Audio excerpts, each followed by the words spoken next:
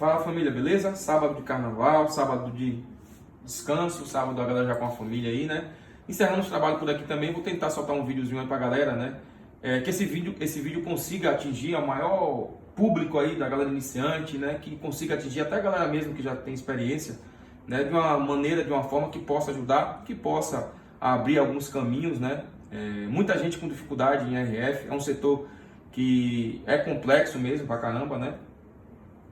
Muita gente com o Red Bull, muita gente com dificuldade em análise, muita gente com dificuldade. E eu escolhi justamente um aparelho que é o bicho papão aí da radiofrequência, que é o iPhone XR, né? Não estou aqui para escolher aparelho fácil e para mim também não tem falha fácil. Todas as falhas eu encaro com o maior grau de complexibilidade possível. Muita gente trava no XR, né? Particularmente eu acho um aparelho melhor que existe para trabalhar, tanto da radiofrequência como no setor lógico. É uma placa rígida, uma placa dura e aguenta pau, né? Aguenta pau em questão de calor, questão de temperatura. A única falha crônica que tem no XR, que é a coisa que eu posso reclamar, é a falha que dá de radiofrequência aí na questão dos amplificadores de banda alta. Porém, de resto é um aparelho excelente, é um aparelho que aguenta trabalho, aguenta cacete, né? Como diz aí no popular, na linguagem popular, e aguenta muito trabalho. E é um setor particularmente da radiofrequência que eu acho um pouquinho menor do que os outros modelos de aparelho. Tá? Pois bem, estou com o XR aí sem e-mail, tá restaurado de um cliente. Placa nova, placa intacta, né? Aquela placa que é boa para a gente trabalhar. Porém, né, o que acontece? O técnico, quando não tem muitos caminhos, ele vai medir ali o básico, né, que é a tensão e as tensões em volta da BBPMU, e depois vai tacar o cacete. Começar com BBPMU, tira, coloca outra, passa software, nada. Depois começa com baseband, rebala.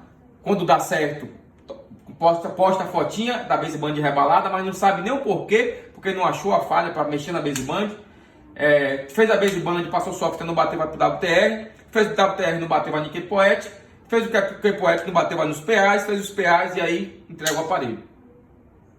Por quê? Porque às vezes você até passou pelo integrado que estava falhando. Porém, você já mexeu em tantas coisas que você já gerou outras falhas. Você vai fazer uma BBPMU, você não sabe se a BBPMU que você colocou tá boa pelo calor ali, tirando, colocando e rebalando. Você vai mexer numa baseband, vai colocar a baseband de volta, você não sabe se a baseband tá 100%. Você não sabe se rompeu alguns pads ali que você ficou desatento e não olhou, e é um pad de barramento PCIe, é um pad de clock, é um pad de reset, é um pad de ativação do WTR. Você não sabe se danificou a própria baseband. E aí você fica perdido, você não sabe o que fazer. Então vamos lá, primeiro passo. Eu tenho um iPhone sem e-mail. Gente, particularmente, né, e basicamente, tem um triângulo aí da radiofrequência. Eu costumo chamar o bloco de habilitação, um bloco de ativação e um bloco de sistema, né? Bloco de habilitação compete em quê? A habilitação da baseband. E da onde é que sai essa habilitação da baseband? Da BBPMU com os switcheiros debug para habilitar a baseband. O bloco de ativação é as saídas de LDO da PMIC de RF para ativação do transceiver.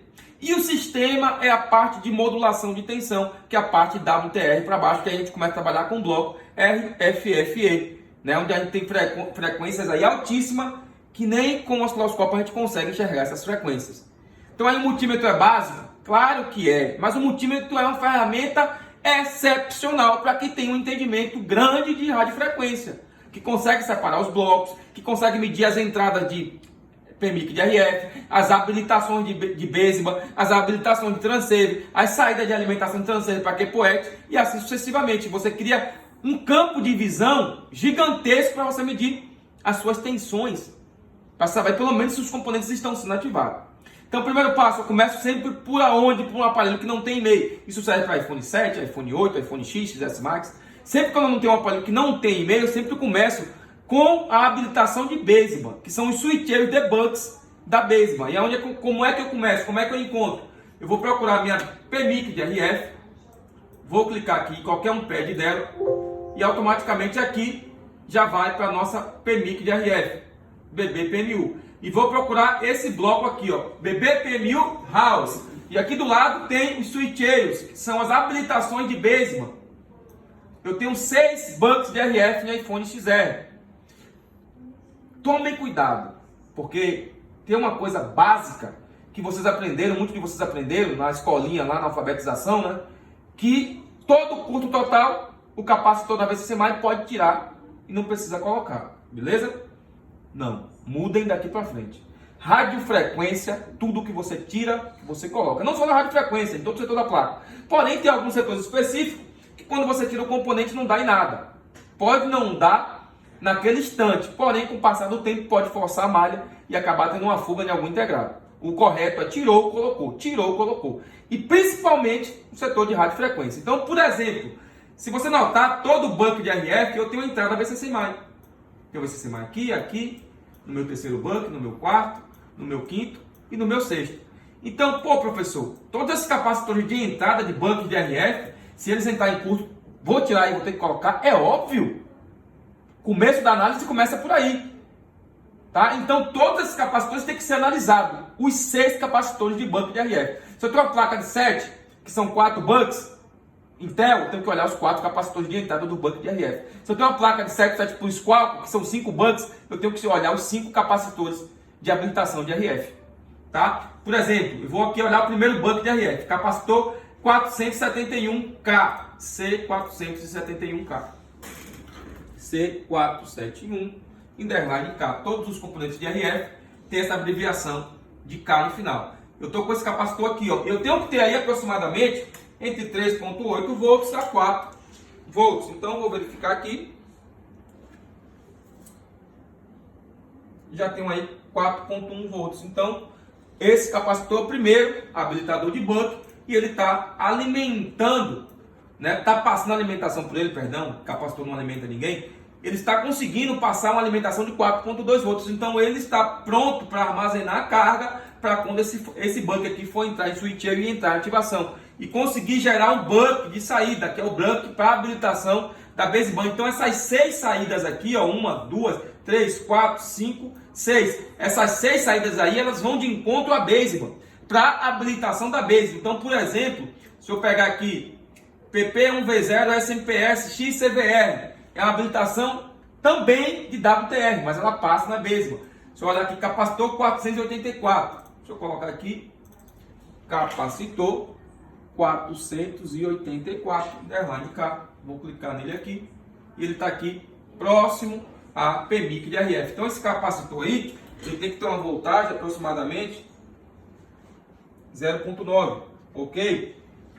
E aí eu consigo fazer o quê? Primeiro passo, o meu mapeamento começa por onde? Aqui começa os meus capacitores de entrada de VCC+, tem 4.2 volts de 6 capacitores, ok? Segundo passo, verificar se na saída desses switches estão saindo as voltagens respectivas. 0V9, 0V8, 1V3, 0.7, 1V0, 1.85. E não é em qualquer um lugar. São nesses capacitores. Ó. E se você observar, todos os capacitores, tanto da entrada aqui, seguem a sequência como os de saída. Aqui, exemplo. Capacitor 471, capacitor 472, capacitor 473, 474. Cai na saída da mesma forma. Capacitor 400, 481. Aqui eu vou descer 482, 483, 484 e 485. Então, todos os capacitores seguem uma ordem.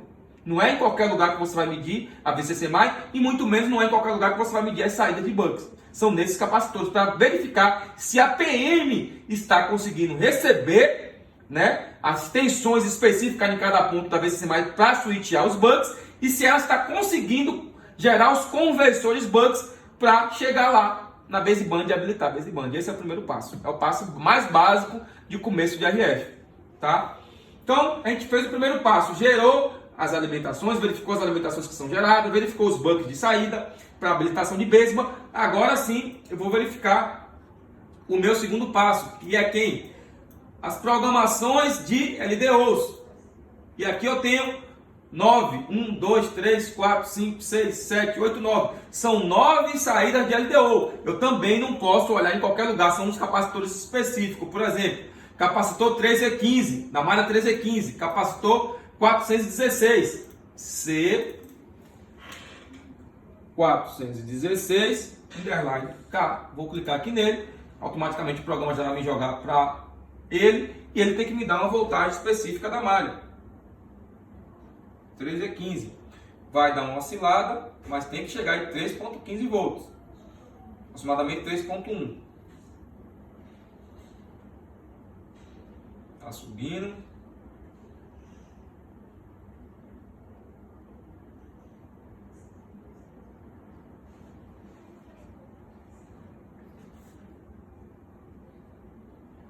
Não deu não.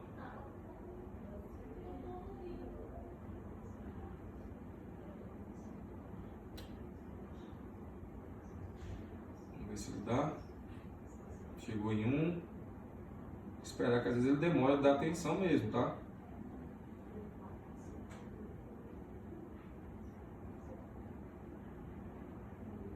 Não tá chegando não.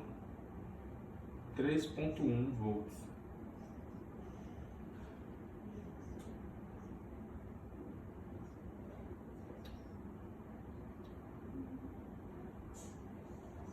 Vou verificar se tem as tensões aqui do lado, para ver se a bateria não soltou. 0.7 tá aqui, então tem que chegar também. Aí, 3.1. Tome cuidado com essas tensões, são traiçoeiras, tá? Às vezes a maneira que o bico da minha agulha, no caso eu que tenho uma agulha no multímetro, às vezes a sua ponteira às vezes não encaixou direitinho, às vezes esses capacitores vêm com a colinha em cima, tem que dar uma raspadinha para pegar a tensão, tá? E às vezes a tensão oscila, demora até 10, 15 segundos para oscilar e dar a tensão correta, porém tem que dar a tensão correta aproximada. Então o segundo passo são verificar todas as minhas saídas de LDO, e não é em qualquer lugar, são os capacitores específicos que mostram aqui no diagrama, tá? Terceiro passo, agora eu vou lá para a transceiver. Por que eu não vou para a baseband? Porque a baseband, gente, ela não gera nenhuma alimentação. A baseband ela é alimentada, só é comunicação. Então quando eu falo isso parece que é um absurdo, mas baseband dificilmente falha. Só falha se tiver uma solda fria, se alguém for manusear aí próximo dela e ela unir os pads da resina, se sofrer um impacto e alguns pads desconectar. Mas agora de maneira geral, uma placa nova, uma placa fria, dificilmente eu tenho uma falha de baseband. Posso ter? Claro que eu posso, mas não é com a probabilidade tão grande assim. Porque a baseband, ela só gera trabalho. Ela não gera nenhuma tensão, ela não gera nenhum conversor, ela recebe tensões, recebe comunicações para ela comandar toda a parte de radiofrequência. Por isso que ela é a CPU de radiofrequência. Tá? Então eu vou lá direto para o meu transceiver. Eu pulo toda essa parte aqui e vou lá para o meu transceiver.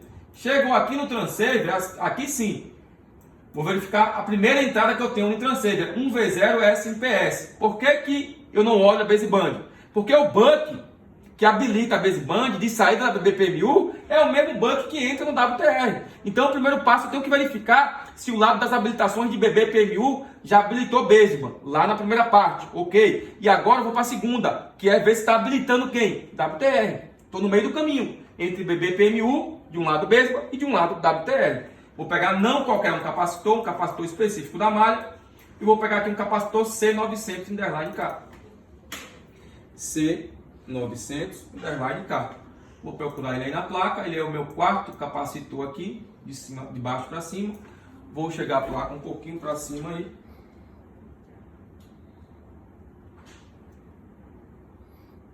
E vou contar. 1, 2, 3, 4.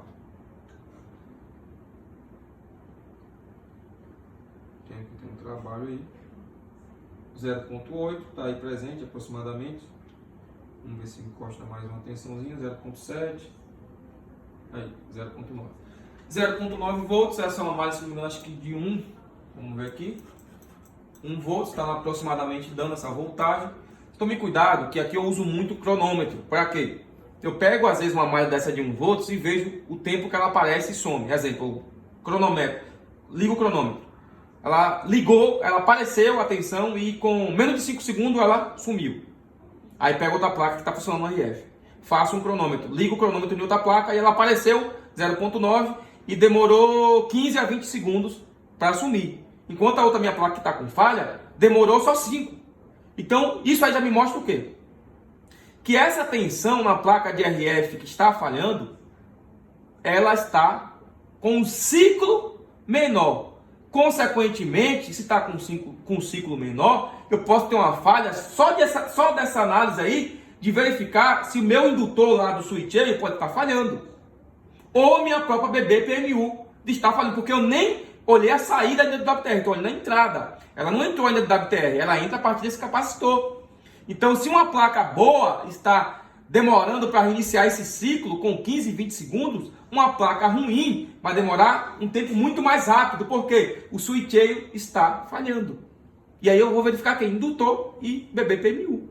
Já de cara, já eu faço esse teste. Tá? Então, primeiro passo, vou verificar aqui. Opa, é o quarto capacitor. Deixa eu pegar um lugarzinho aqui. Apareceu, quando chegar em 0.9. 0.7. Vamos ver. Isso tudo aí eu estaria cronometrando. Quanto tempo ela demora para aparecer a tensão correta da malha? 0.9. Demorou muito e não apareceu. Deixa eu raspar aqui um pouquinho o lugar. Demorando e não está aparecendo. Vou raspar um pouquinho. Tem que me entregar em 0.880, 0.9. Está demorando. Então aqui eu já seria uma malha já para eu analisar com mais calma, comparar com outra placa. Isso num simples teste de tensão. Mas como ela já deu na estante, às vezes o tempo de oscilação, da modulação da tensão pode estar tardio, né? Mas ela já deu já o 0.9, essa malha aqui que a gente olhou na estante. Vou fazer uma raspadinha aqui bacana. Pronto, ela deu aí 0.888. Aí eu cronometrava quanto tempo, quantos segundos ela segura nessa tensão aí. Ligaria o meu cronômetro e seguraria aí. Se passasse de 10, 15 segundos, aí ó. Esse ciclo que ela deu, foi lá em 0,60, 0,600 e voltou, é um teste que eu faço. Um teste básico, tá, gente? Marco no cronômetro e vejo com a placa ruim e com a placa boa. Se tem distorção do tempo, tá? Então esse é um teste básico. Verificar as tensões, eu estou no meu terceiro passo. Verificar todas as tensões de entrada do meu WTR. E aqui depois verificar as tensões de saída também do mesmo WTR. Tá? Porque depois que eu saio do WTR, eu vou para a Kpoet. Então eu tenho que verificar todas essas saídas aqui. Se está funcionando, se está oscilando. Tá? Então esses passos básicos, gente. BBPMU no coração. Habilitação de Basement. Habilitação de WTR. Sempre medindo nos eixos do diagrama. Entrada, saída. Um exemplo aqui básico. Vou verificar a saída. A primeira saída aqui, ó. Eu estou com a saída de um WTR. Vou pegar essa saída aqui, ó. 1V3 XCVR ANA. Vou verificar esse capacitor de saída. Capacitor C917. C917. Vou verificar ele aqui. E é o meu terceiro capacitor, por coincidência aí do lado. 1.2, cronometra, liga o cronômetro. 1, 2, 3, 4, 5, 6, 7. Passou no tempo, estabilizou. Aí você contaria esse tempo que ela dá essa estabilizada, zera e volta, para ver se está dando a mesma estabilizada com outra placa boa. Com isso, gente, simplesmente numa medição de tensão, você consegue analisar o tempo de resposta da malha. E compara com outra placa boa, um teste muito preciso que eu uso muito para radiofrequência, tá?